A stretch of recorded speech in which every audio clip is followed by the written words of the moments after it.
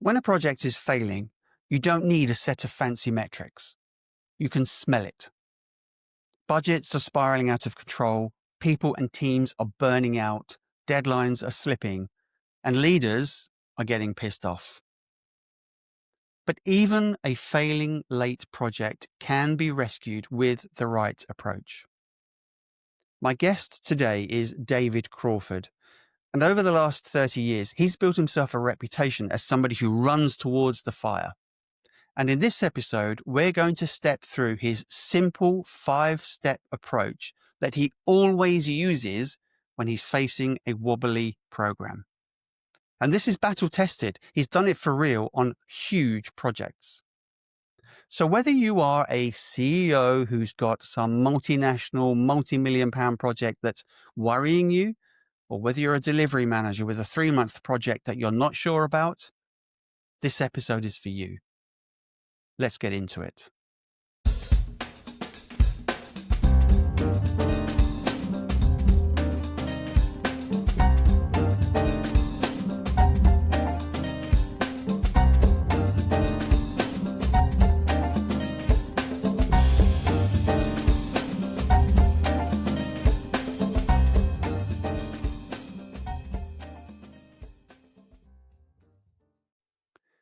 David, thank you for joining me today. Now, if anyone doesn't know you, I know that you have a bit of a reputation now for going in and fixing projects that are wobbling and you turn them around into a win. How did you get that reputation? Kind of accidentally. I seem to be drawn to fire. I don't know why. I don't do it on purpose, actually. But you're right. It has become a little bit of a thing.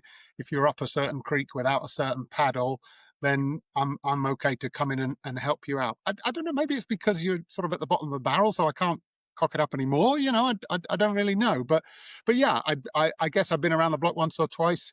I've seen a lot. It doesn't faze me too much. So maybe a calming influence can help rescue those kind of things. And so do you see yourself more as a sort of a caped crusader rushing in to save the day, or maybe sometimes even like a grim reaper? Because I would imagine that sometimes the outcome is people lose their roles or something. Yeah, it's a difficult one to balance. So I definitely don't see myself as a caped crusader, even though egotistically that's a nice little, hey, yeah, I'm going to go and help rescue this, right? I think what I like to try and do is focus on the outcomes. And there might be some bumps along the way, and there might have to be some restructuring or anything like that. But that would have happened anyway. And also, you get to the point where the outcome means that the company, and largely speaking, the team who were running that, get to carry on in a positive way. So that's what I tell myself at night to get to sleep, I guess. Yeah, I've always thought that as well, that sometimes you're laying people off or whatever, and it's horrible for those people, but ultimately it means that many more people can carry on. Otherwise, everybody goes because the company fails, right? So you mentioned at the top there that there are signs. Yeah. Presumably you're called in once somebody has recognized that a project is not going as they wanted it to. But what commonly are the signs? What triggers the phone call to David Crawford? Yeah, it depends what level in the organization it comes from. It often comes from a frustrated CEO. Because often they either don't have strong technology leadership in, or maybe they didn't think they did. Maybe the incumbent CTO CIO is not covering themselves in glory, is taking their eye off the ball or something. That can happen. So often you get a CEO who's just like, I'm not technical. That's the first thing they say, and they go, I'm not technical, and I don't know and I can't see the wood for the trees, and I just need somebody to come and bring a bit of clarity to me. And sometimes that's all it is. And I have been in situations where the CEO thinks the project's a disaster, something's gone wrong. I come in, help the technology and product team expose what the actual challenges are, where they actually are, and that's it. I'm done. It's just like, oh, now we all understand each other. We can move forward. More often, it's in quite a dire state. And the challenge for me is that, and this is no good to anybody, but I want to say, I wish you'd called me 6 months ago. Because then it would have been a much better situation. But, it probably wouldn't have been a problem if they'd known 6 months ago. The signs that I see coming from within the teams, from within, customers, whether those are external customers or internal customers, stakeholders, is that they're like, the technology team just never deliver on time. Right now, there's a cultural issue there. But if it's specifically about a program of work where they keep missing their key milestones that they've committed to, that can be for all sorts of reasons, and it's not always the technology team's fault. It can be the product or the leadership team's fault because they keep changing their mind every 5 seconds, or they gave them one-line requirements. All of these things factor into it. But sometimes the call comes from the team themselves, where they're just like, nobody's listening.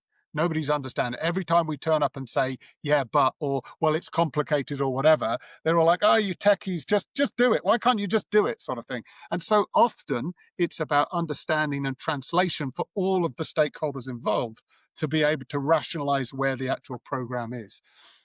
And one of the key things is a key indicator that anybody can look out for, as far as I'm concerned, is lots of organizations still run on the red, amber, green. There are lots of other metrics you can use, more modern ones than that, but lots of big organizations particularly still go on the old traffic lights, the red, amber, green. And I'm a stickler for saying, anybody who's worked with me will remember this old trope, right? I'm a stickler for saying you cannot get to red. You can't go from green to red without passing through amber. There will be a sign, there will be something. And if people take that mindset, then when it gets to amber, that's when you should be shouting a bit. That's when you should be coming together or, calling me. I prefer to be called at amber than red. Right. And what I heard a lot there was communication, actually, that maybe things are fine, but it's just not being communicated correctly, or it's difficult to communicate. So what's the big C change? Is it just a lack of communication? Is it a set of metrics like hard analytical data? Or is it just sometimes a feel, a smell that people just think, something's not right here? Um, I think within it's difficult for me to say because I'm not often in those organisations, right? I've just got the call afterwards, as it were. So it's difficult to say, but often it's a gut feel. Often it's a lack of information flow.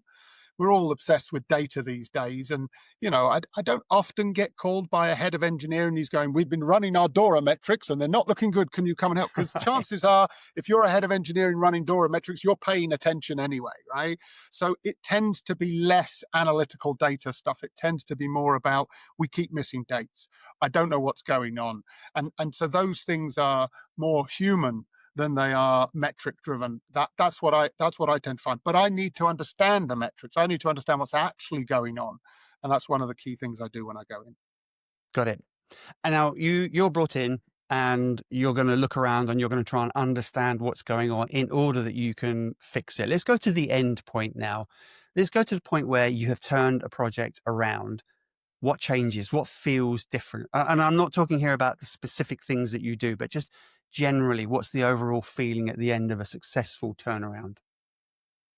So I've never turned around a project where basically everybody hasn't gone, whew, that was close, but we got there, right? I don't think there's too much euphoria, right? Because chances are, and this is a really important thing when we talk about project turnaround and project success, chances are I've not managed to turn it around so well that we've recovered the original dates, that we've recovered the original budgets and outcomes, right? Because then I'd have to be some kind of magician, right? It's just that I've made it better than it was going to be if they hadn't done something, if they hadn't sort of taken an approach that I and others can do of sort of putting a bit more governance and around the rescue aspect of it. And so I think that's really important. They're not going to feel like, yeah, we won, it's great, we're all heroes. They're just going to feel less shit. And I know Yeah. that's a strange thing to say, but that is sort of like, we made it. We didn't ruin our lives. We got through. The customer's still with us. And for me, that's a bit like, oh great, I broke my balls helping you, and actually, we just all feel okay Is about that it. all And there is? the customer hasn't sued us. But do you know what? Actually, my metrics, if I were measuring myself, you didn't get sued by the customer. That's good. They didn't enforce the penalties in the contract. That's good. We didn't have to sack everybody. That's good. So my metrics are pretty horrible metrics, actually. But that's what success is in project turnaround. Yeah. And I've been in situations where you just feel it. You just, this project or this team or whatever it is, it's just, I don't know, it's just not working. And you get to that point and you make some changes. And even if you then start regularly delivering on 30% of what you promised, that feeling takes over. And suddenly the rest of the 70% begins to fix itself. And I think that's true of projects to the left and right of the one that you're fixing, right? You're often called in to fix a big, hairy one with a really important customer, for example. And everybody else sort of starts to look and Light's going, well, our project's not quite as buggered up as that one, but maybe I could learn stuff. And that's when you start to get like socialized a bit. People start going, could you come and talk to us about what you're doing over there? And Come fix actually that's finance. yeah. Oh, okay. And Yeah. and but that's all part of it, Jeremy. In that, you start to leave in the organization what good looks like. You start to leave in the organization a feeling of hope that it's not all up the Swanee, and these things can be, through a little bit of, doggedness, through a little bit of rigor, gradually brought under some level of control. And I think, you asked me about being a hero, right? I want to leave an organization in a better state than I found it every single time. And I've been in programs, no names, no pack drill, but I've been in programs where the CEO's brought me in. I've helped turn the program around and maybe coach some of the teams for other programs of work. And then I've gone, right, I think we're good here. And the CEO's gone, please don't leave. Please don't leave. And you're like, no, they'll all revert. They'll Yeah. all stop Yeah. if you're not here. And it's like, hang on, I'm not insurance, right? You have to, the culture of the company has to embrace what you need to do to not get into the same situation again. Right. So, but then I guess that raises a question in my mind, because you cannot be the permanent fix, right? David Crawford is not the fix. It's your approach and what you leave behind, and the change in behavior or process or whatever it is that you leave behind that can then continue, keep that project on track, and then spread, right? So in that sense, yes, you're working your magic, but you are truly not the sort of caped crusader. It's what you leave behind that really matters.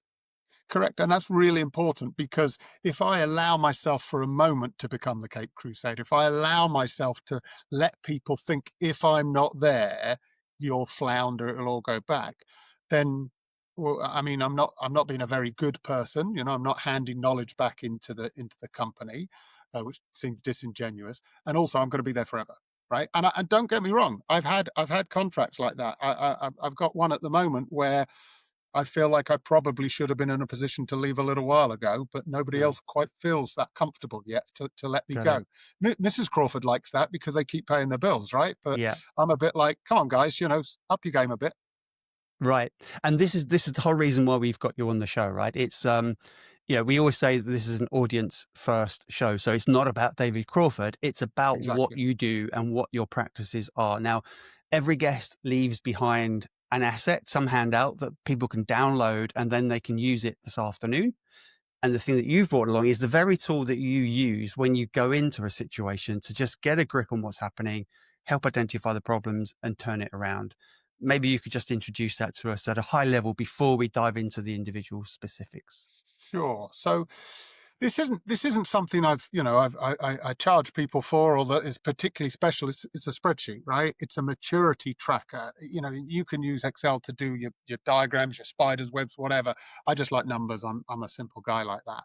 And so really, I've got 5 metrics when we're looking at 3 levels on these 5 metrics, and we can talk through each of them. But at a high level, they're listen, because you need to find out what's going on. Find the talent and the drainers, because you need to find who's going to help you, who's going to hinder you. Face into the stakeholders, whether that's external customers, internal customers, or whatever. You can't do it without having some conversations with them. Be ruthless. And this is the one that starts getting people a bit anxious. Like, what do you mean be ruthless? We've got to be kind. I didn't say be unkind. I said be ruthless, right? Hmm. And then plan backwards. And everybody at that point, every single project manager, program director is going, no, you can't do that. That breaks the 101 rules. And it's like, you're up shit creek without paddle boards, right?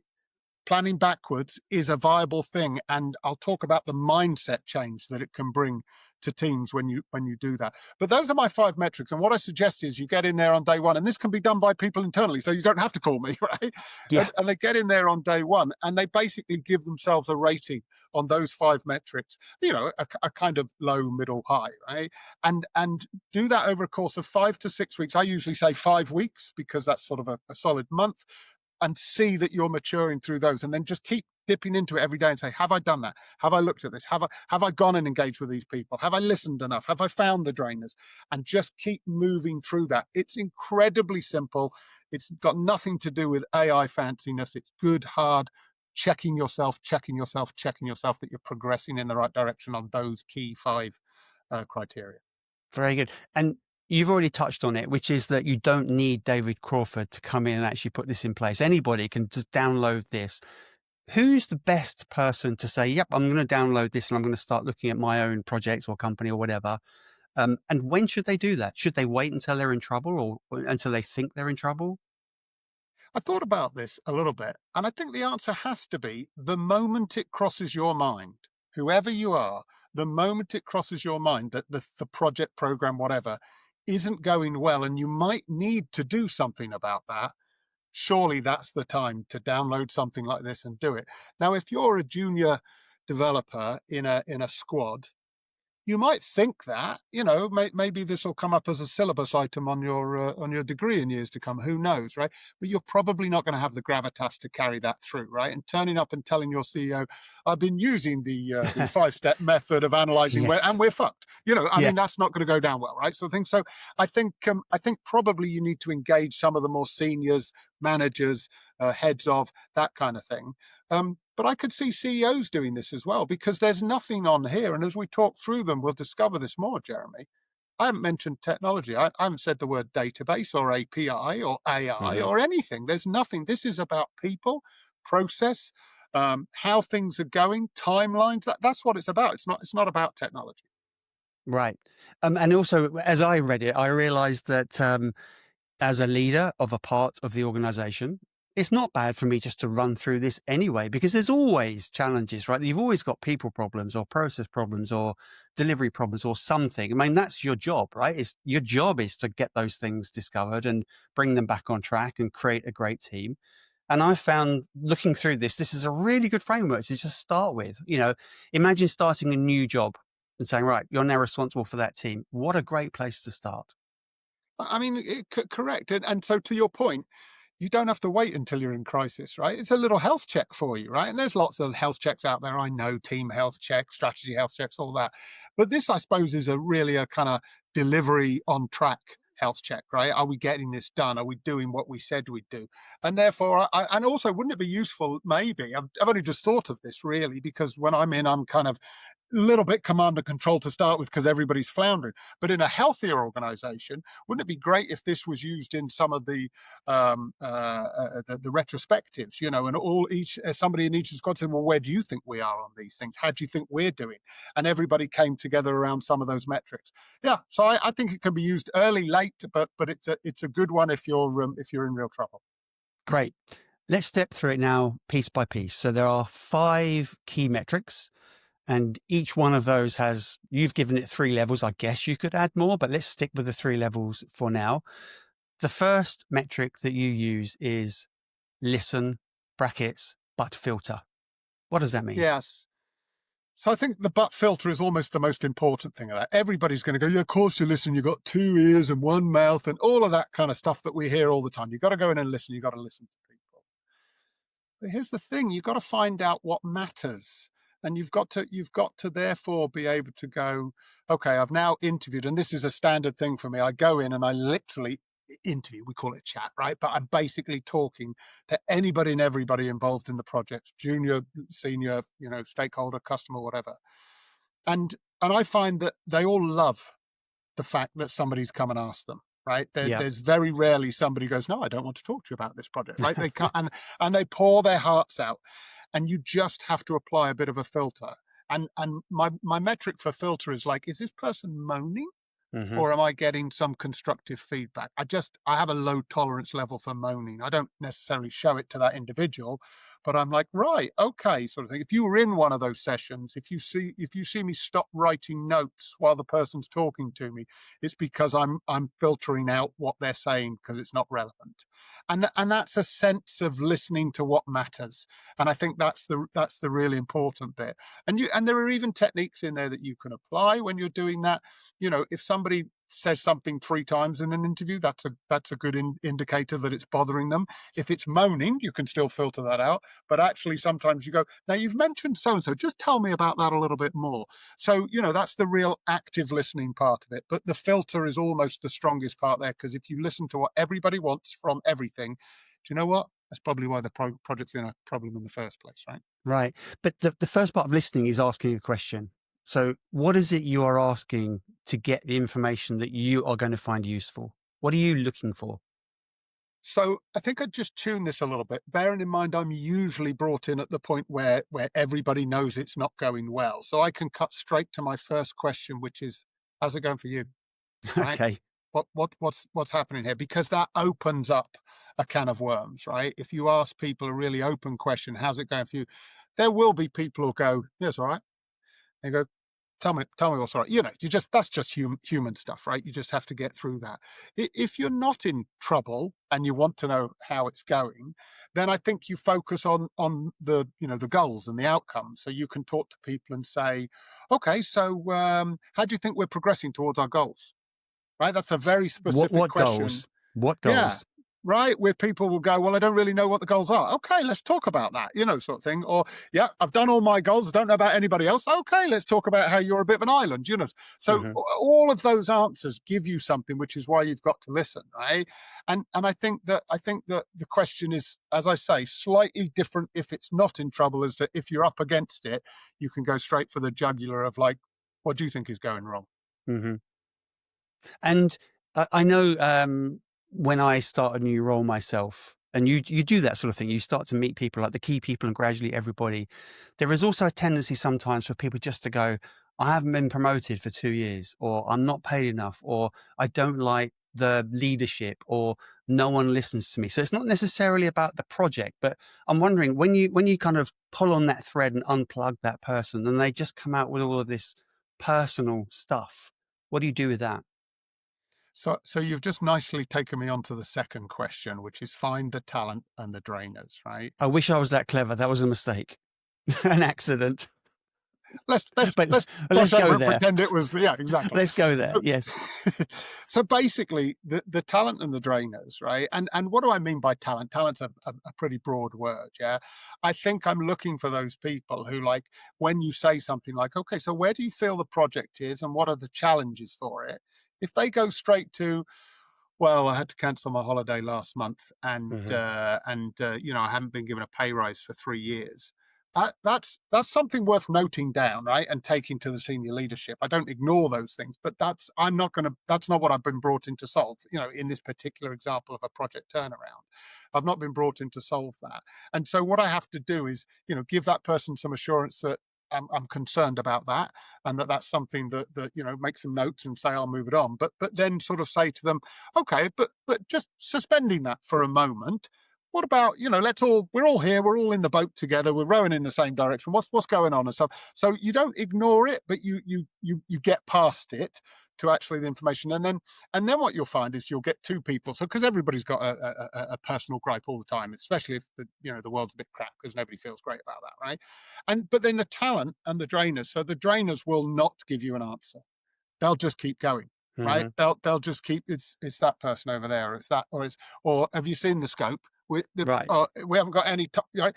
And you just keep going, and this is where, at the start we were saying I'm the hatchet man. I'm a really, really nice guy, Jeremy. Right? I'm known for being really nice, enthusiastic, and positive, and so I will manage those conversations with these people, almost like a soft sort of like approach to them, and go, okay, well, this is really interesting, but how do you think that could apply to maybe us doing better here? Well, I don't know about that, but the thing is, I had to work late last weekend.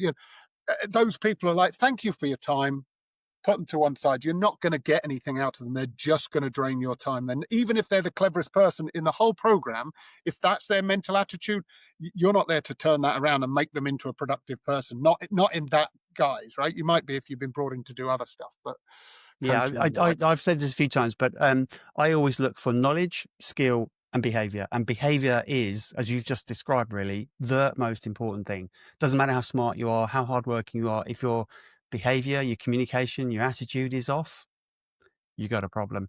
And I always discover that there's one or two, three people who don't make a fuss, who almost nobody knows about. They just sit at that desk in the back and they're kind of running the place.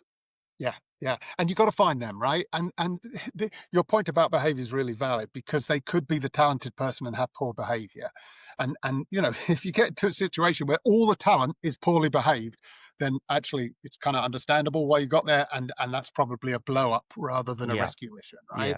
And so that's a different thing. But if you can get talent, particularly if it's somebody who's been sitting at the back, and they might have a little moan to start with, so don't get too distracted by the moans. They might be like, well, I told them it would go like this, and I told them, and then if you give them an opportunity to say, so what would you do? How would you? And they go, well, let me tell you, Yeah. right? That's valuable, right? Because that's not a moan, that's an opinion. And you can really lean into that. And I don't want to ostracize people who maybe aren't the top talent, right? If you're a mid-level engineer who's just kind of plodding and you're never going to be that superstar principal engineer, if you do what you do well and you turn up with the right attitude, you could help rescue this project.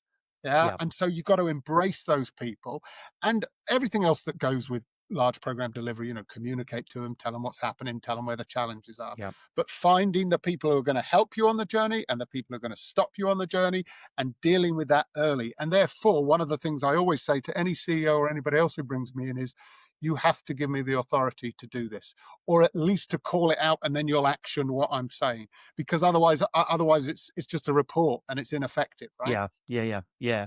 And also, there is a tendency I've noticed where, I mean, you and me are both from an engineering background, so we'll stay there for a second, but it Sure. doesn't have to be this.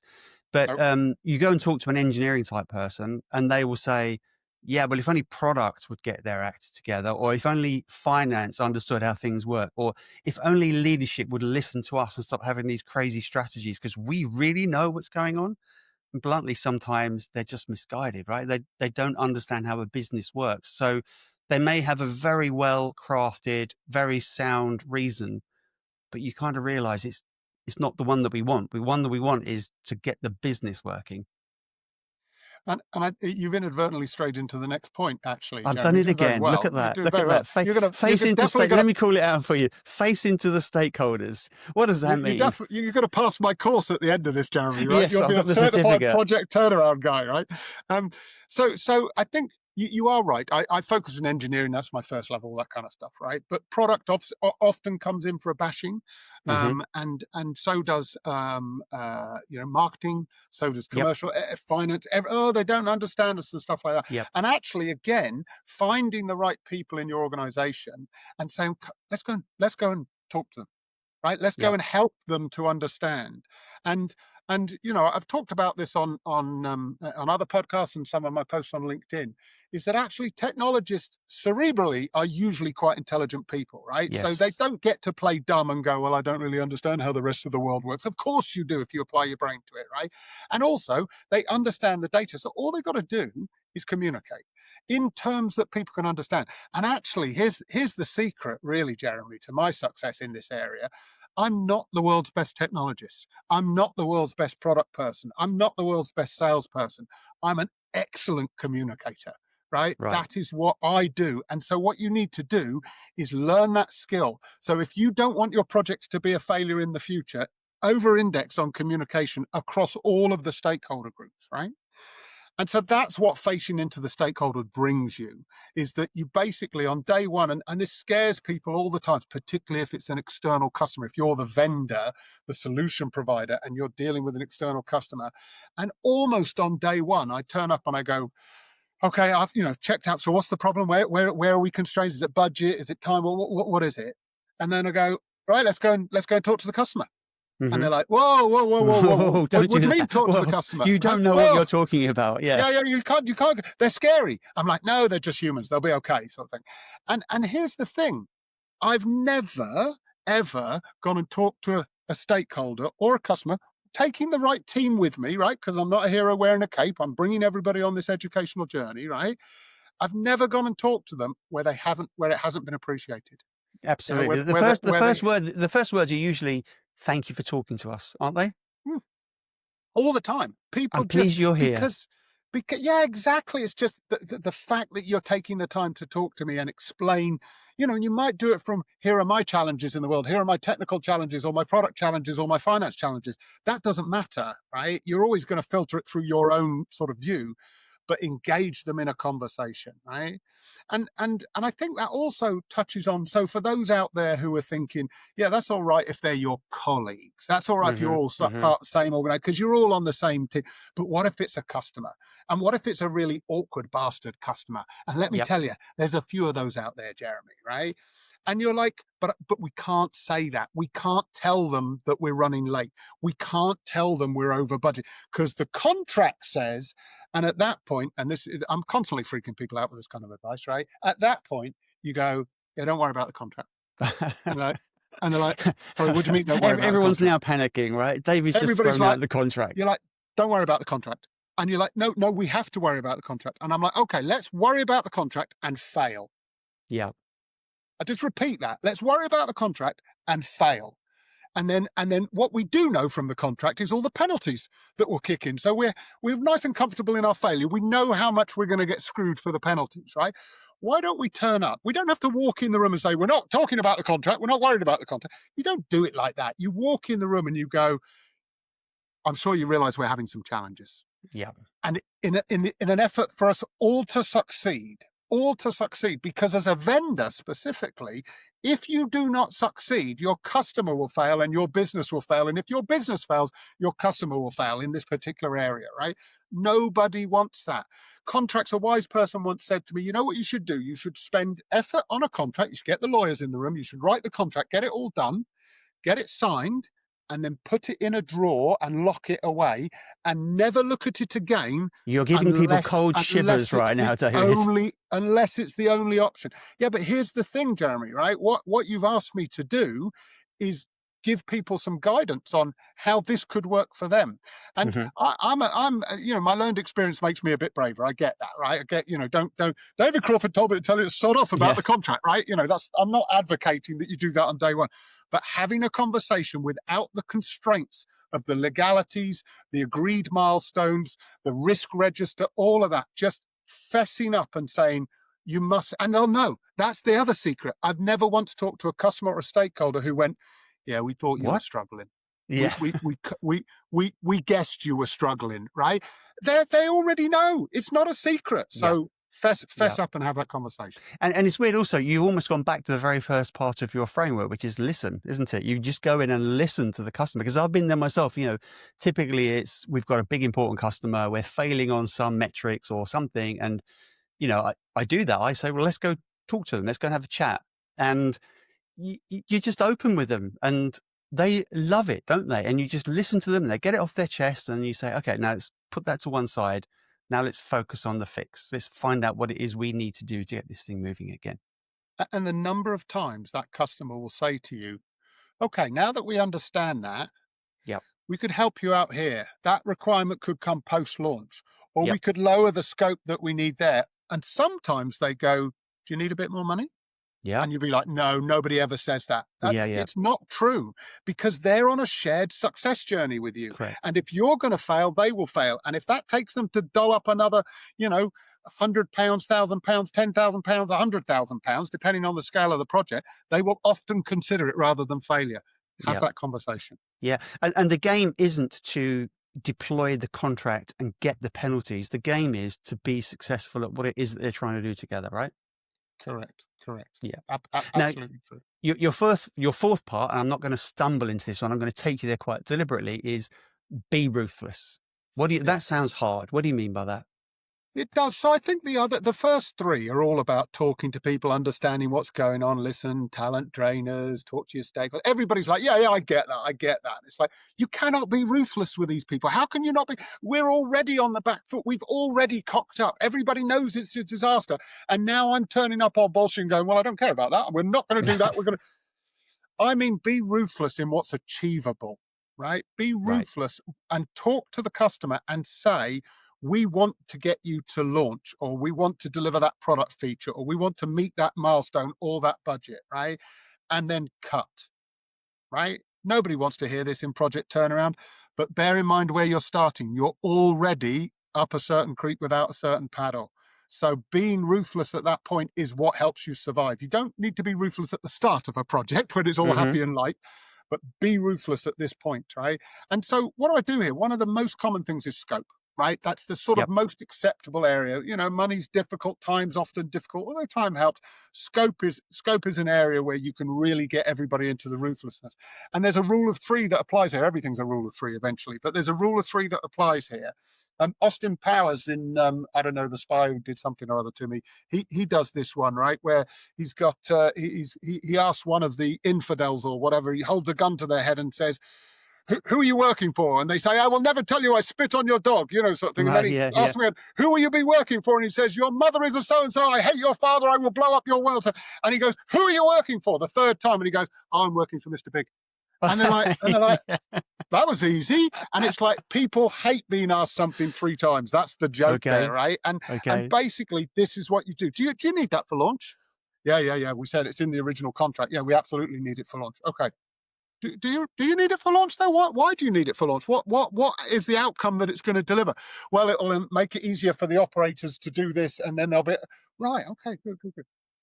So do you really need it? Because couldn't we just add another operator on there? So you get that free, and people are like, yeah, okay, I guess I don't need it. No, not for everything. It doesn't work for everything. But that conversation, and again, I'm using the word ruthless like it's a contentious word, right? So I don't mean that. I mean, be focused and challenge absolutely everything.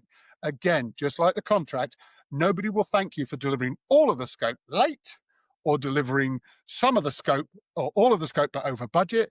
You need to find that happy medium. And to do that, you need to cut in all sorts of different areas. It's just where you are when you're up that sort of problem. I noticed you didn't mention the word quality there once, because I mean, that's the other thing that you can pull on and say, well, we'll do it, but it won't be quite as good or something. Presumably you would never offer that up as a route out. You'd be surprised, but it depends, right? That's the first time I've said it depends, Jeremy. I'm doing quite well. Yeah, you're doing very well. We usually say it depends left, right, and centre. Yeah. If you're working in a startup organization and the thing that you're late on is taking a new feature to market, yeah. Do we know this feature is going to bring the company millions of pounds worth of money, or are we guessing that it might work? In which case, a lower quality of that feature might work. I don't mean poor code. I mean, and this is why quality for me, and we're talking at a pretty high level, but quality for me is covered by scope, right? Yeah. So scope is potentially, it could be you're only getting 3 features, not 5, or it could be we're going to give you the 5 features, but a couple of them are going to be less feature rich. I think if we're talking about quality of code, quality of architecture, I'm not in that area, right? We've got to do technology properly. It'll come back to bite you in the ass. I imagine you're going to have somebody on the podcast talking about tech debt at some point, right? Yep. That's where quality sits as a problem for me. So I'm not talking about that kind of low level quality, but at a scope level, yeah, sure. Why not challenge that? Yeah. And I love the expression scrappy, not crappy, because sometimes you can just deliver something which is a bit scrappy. It maybe isn't quite as feature rich as you wanted, but it definitely isn't crappy. It's not gonna bomb out and break and destroy things. And again, I've never been on a podcast without saying the phrase "horses for courses," so I'll say it now. If you are an online banking system, or if you're, a medical results system inside the NHS or something like that, you got to get it right. It has to be right first time. It has to be quality. I'd rather you were late and over budget, right? As a consumer of those products. If you're Meta, doing an update to Facebook, I mean, who cares? Right? Yeah, exactly. It's just like my mum will be annoyed that she can't message her friends, right? Sort of thing, for 10 minutes until we do a new release, right? Sort of thing. It's just in that context. So you've always got to apply the context to the quality, to the scope of delivery. It very much depends on what you're doing. I'm working in some really heavy lifting engineering at the minute in the broadcast industry. It's like, well, can you see the TV channel or can't you see the TV channel? It's kind of binary. Right? You can't mess you can't mess about with that too much. But depending on where you are, you'll have options. Yeah. And actually, people don't care if it suddenly goes from 4K to 1080p. It's like they can still see it and they can still consume. So I know what you mean. So, okay, so you've been ruthless. You've worked out scope and you've got some agreement on everything that will and won't be delivered. The final piece is plan backwards. What does that mean? So we've all been in these go, no-go meetings, right? We're working, we're doing our sprints, whatever, even if it's a waterfall project, it doesn't matter, right? We're heading forward and we're getting towards, and it might be going into UAT, or it might be exiting UAT and going into migration or launch or whatever. It doesn't matter. There's these key milestones in a project. and we all go, we'll have a go, no go. And we're all sweating and building up and going, oh, Hmm. and we all know nobody's going to say go, right? Nobody's going to say go, but we follow the plan and we get to it, and then it's a no go, and then we do a replan, Hmm. right? And everybody loves a replan, yeah, sort of thing. And we go, oh, it's a replan, and everybody goes on holiday for the Always weekend. feels And like such a win, doesn't it? a replan, it's just like, I'm just like, it's a disaster. Right, a Yeah. replanning is not. You've just failed again. Really, Yeah. that's Yeah. all, and you're Yeah. just admitting it up front. And you've probably done it too late because you didn't make it. Right, people hook onto that, particularly large scale projects, programs, particularly failing ones, particularly if you've already had some failures. People get used to being in that failure zone. And so the mindset shifts, like, we'll launch when it's good. We'll launch when we're ready. We'll launch when it's going to do what we originally said 3 years ago in the contract it would do. That's when we'll launch. Everybody's relaxed. It's like, Hmm. it's not my problem if it doesn't launch. It's not, and if you're in a vendor situation, you're just paying the penalties at that point and going, well, we did say we'd give them this, so we've got to, something. And it's just not a great way to look. If you can get the stakeholders, internally or externally, on board with saying, right, we've looked at scope, we've looked at all of that. When do we feasibly believe we could launch? Set that date, tell everybody, and work backwards. Now, every single engineer I've ever worked with, if they're listening into this, is going, yeah, he's wrong. He's wrong. You can't do that. I'm telling you, and for your audience here, try it once, right? In I've the done right it many times. circumstances, Many try it times. once. Yep. It's amazing the mindset shift you get, right? Yep. And I'm always a bit nervous about it, right? Because I don't know everybody on, large scale programs. You sometimes got, 200-300 people working on them, and you're like, well, what if it doesn't work this time? What if their mindsets don't shift? Every time the mindset goes, oh, we're going now, are we? Right, okay, Yep. come on. This is what we need to do. And suddenly they start applying all the be ruthless. Absolutely. And they start coming back to you and saying, well, in that case, can Fred just get out of the way, and we're going to do this over here? So, and suddenly you're like, yeah, I think this is good. So planning backwards, which is normally a no-go, got to bottom up planning, get the engineers, get their estimates, product roadmaps, all of that kind of stuff. Planning backwards when you are at the bottom of the barrel can really inspire people to meet a target. I agree. And the more you can kind of evangelize, I mean, I've been on some projects where we say, right, that's the date.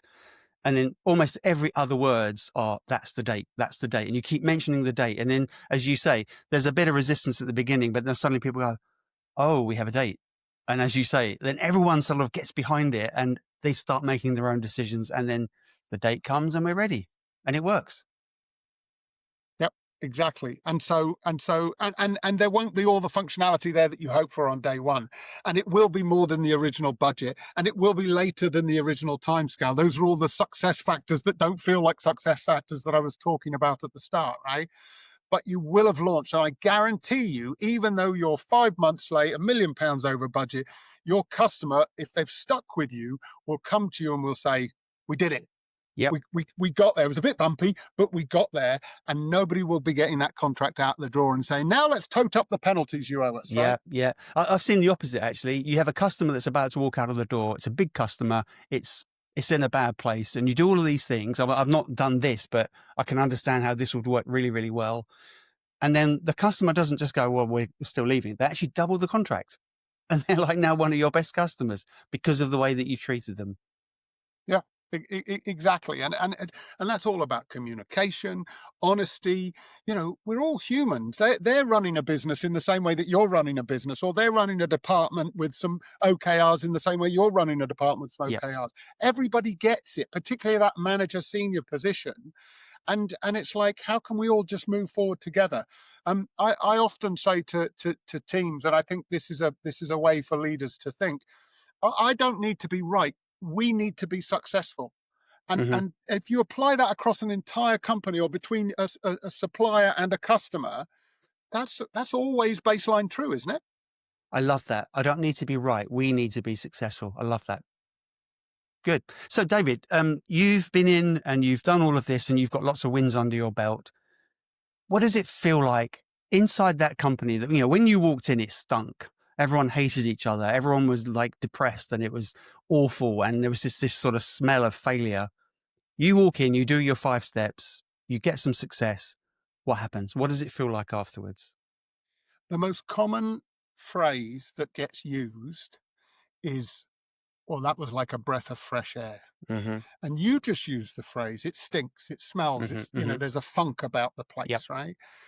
And that doesn't mean I'm the fresh air. It means I just opened a couple of windows, right? I And love that. Yeah. let people get the fresh air and realize that there's better air to breathe and better ways to do something. And I think that's, if you get a company that feels lighter, feels more energized, is getting an appropriate amount of oxygen and excitement and momentum, they can do great things. Because again, the things that we've talked about here, I didn't say, oh yeah, they're all stupid people. They don't know Yeah. how to build technology. They don't know how to design products. They don't know how to sell on market. That's probably, they'll probably be out of business if those were the cases. This is just, they got themselves into a sticky position, and everybody can do that at any time. But if you can see a brighter day and feel the sun on your face and feel the fresh air coming through your organization, it will inspire you to not go like that again. And then if you use my tracker going forward as a refresh thingy, you won't get into that situation, right? Perfect. Now, I normally ask people, if somebody is watching this or listening to this and they think, yep, I'd like to try this out, I normally say, what's one thing they can do today? But this almost feels like an invalid question for this, because it almost feels like if you have got that funk, if you have got that sort of slight smell and you think, yeah, maybe we're not in a great spot, the starting thing is just start this, right? I think it is. And I think, when I was thinking about that one thing that you like to have for your audience, I think I said be ruthless, right? I Yeah. think that was my sort of the 5 things. It's be ruthless. Be ruthless with your scope, be ruthlessly honest, be, engaging with people. And I think that's true. But actually, if you only need to do that if you're really, really in trouble, right? If you've got a little smell of something, if you're a little bit worried, then yeah, I think look at the 5, because there's a balance there. And what you might find is you don't need to be ruthless. You might find that you're just not talking to your stakeholder, right? You might find that you've got a few toxic people that you need to deal with, and everything else is fine. And so you might not need to be ruthless. You fix those things, suddenly you can deliver your scope, you can maintain the budget, all that kind of stuff. So I think you're right. It is a kind of like, apply these 5 criteria, check out where you are in the maturity level of that, and then see whether you're calling me or whether you're going, I've got this, I can use DC's approach here and I'll manage it myself. Right. And if someone says, I need David Crawford, right? We can't do this on our own. We need someone to come in and open those windows. How do they get hold of you? I'm a busy guy, Jeremy, right? Okay, well, I'm sure you'd like some more business. But the nature of my work is that I try to make myself redundant. I know lots of people say that kind of bollocks, right? But I tried to get to the point where I'm leaving self-sustaining. And one of the things is that I get bored, right? So I'm just one of those people who so if you bring me in and get me to do something for 5 years, right? It depends what it is. If you're an exciting startup on a mission and scaling a product, that can be very interesting, right? But if you're a big old monster and you're just kind of cocking stuff up, right? I don't want to be fixing you the whole time. I want to come in, get it done, leave your people in a better space to do it. So people can get hold of me via LinkedIn. They can find me. I'm on this podcast. I've got my own podcast, as you know. Yep. And yeah, I'm about, and I'm busy now, but give it a couple of months, I might have fixed something over there and be unbusy, right? So you never know. You might be back in the bat cave looking for that light in the sky. Looking up to see if the signal comes. Yeah, exactly. Maybe it won't. Who knows? Well, David, thank you so much indeed for joining us today. You're actually in Amsterdam, which is really exciting. We've got a trend now for talking to people who are overseas. It's brilliant. Thank you. And what I like about this is, I've been in situations myself where, first of all, you kind of go, yeah, it's just not right. And there's lots of signs and symptoms and symbols all around the place, and you know that it's not going well. And as a leader, it often falls on you to kind of go and talk to the boss and kind of go, oh, and I think not knowing how to attack that situation, not having a strategy and not knowing what to do and what the plan should be, just means it just keeps grinding on and grinding on and grinding on until eventually you're the person that hasn't sorted it out. And now you're the problem and you come under a lot more pressure. So I love this approach. I think I can see lots of situations where it's not just some big multinational company that's got a multi-million-pound project that's failing. I can see this as a 3-month thing that we've committed to that we're a bit late on, and like, let's have a quick health check. So I think it can be used from those extremes. So thank you so much for bringing it to us today, David. No problem whatsoever. It was my absolute pleasure. Very good. Thank you very much indeed. Have a great rest of day. If you're listening or watching and you would like to see this, it's a very, very simple framework. Please just go to buildyouredge.org/downloads. You'll find it there along with details of David and this episode. Thank you for watching and thank you for listening. See you next time.